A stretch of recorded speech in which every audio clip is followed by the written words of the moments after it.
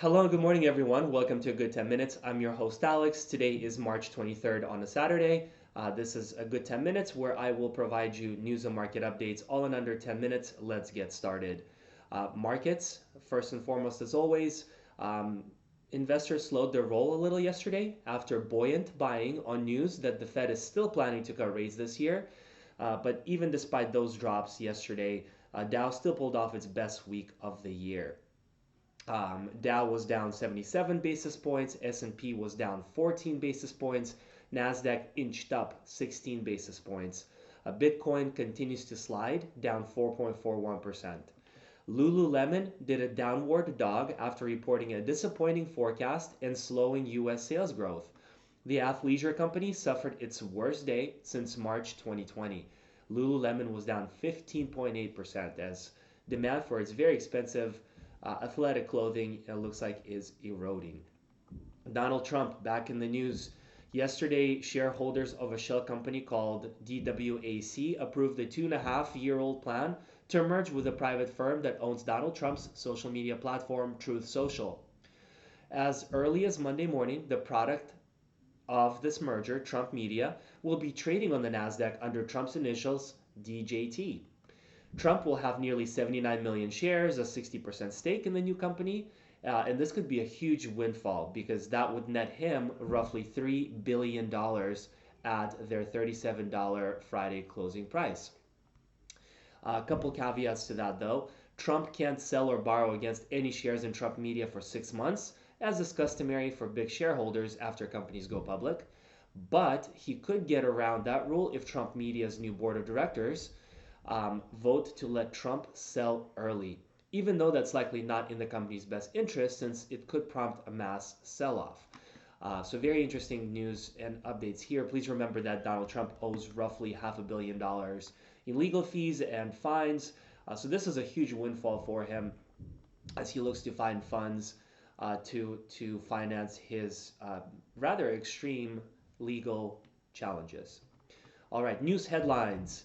Horrible news out of Russia on the outskirts of Moscow yesterday, as more than 145 people were killed and possibly hundreds were wounded as well. This is a developing story, but Islamic State or ISIS did take responsibility on social media for the attack.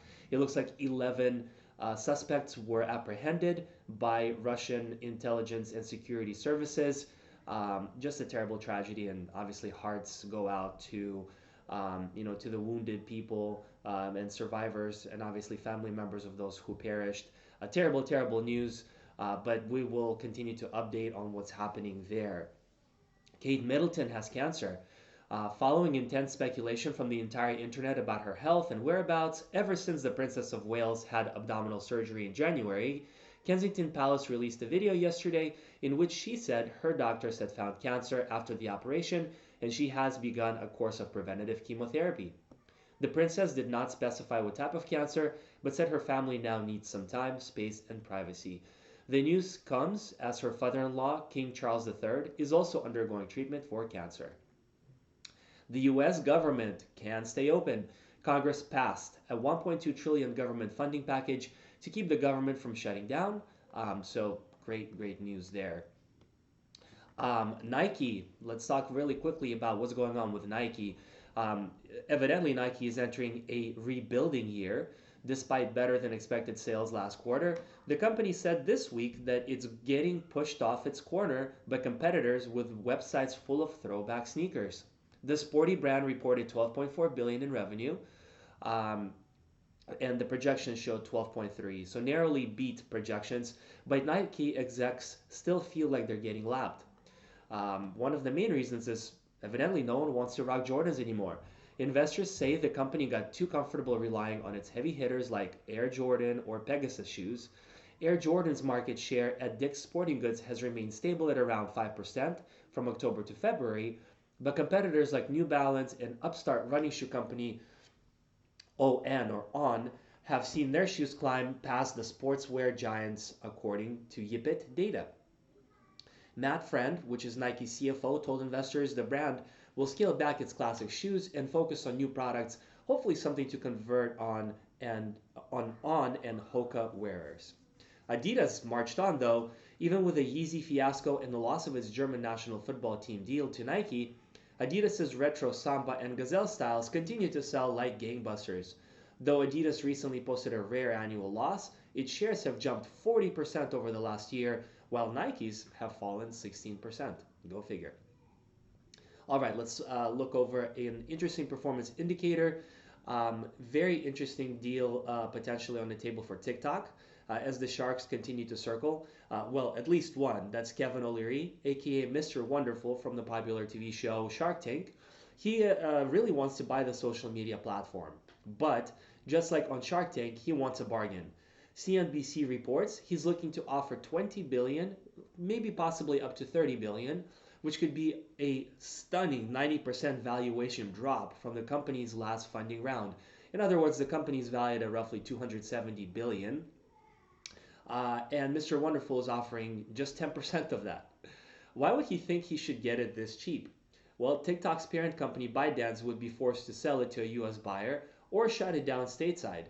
If the Senate passes a bill that's already made it through the House, you know, O'Leary thinks the sale wouldn't include the algorithm that would make the FYP what it wants. So the cash would be for the brand name and username.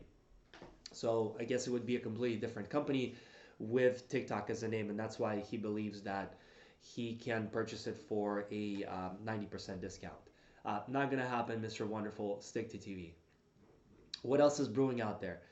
Russia and China vetoed a US backed resolution at the UN Security Council calling for an immediate ceasefire in Gaza, saying it didn't go far enough. Next up, passengers on the Alaskan Airlines flight that lost a door plug mid flight received letters from the FBI saying they may be victims of a crime. Boy, oh boy. Representative Mike Gallagher said he'd step down next month, cutting the Republican majority in the House down to a single vote. Starbucks branded holiday mugs were recalled because the metal glazed mugs may cause burns or cuts. Wow. Tennessee, the home of country music, is the first state to pass legislation to protect musicians from AI. Alrighty, well, that's all I have for the day. We'll see what happens as a lot of these stories are still developing. We'll follow up tomorrow, Sunday. But as of today, I hope everyone has a wonderful first day of the weekend. March 23rd should be a great day. Thank you so much for your time as always, and have a wonderful time. Bye bye.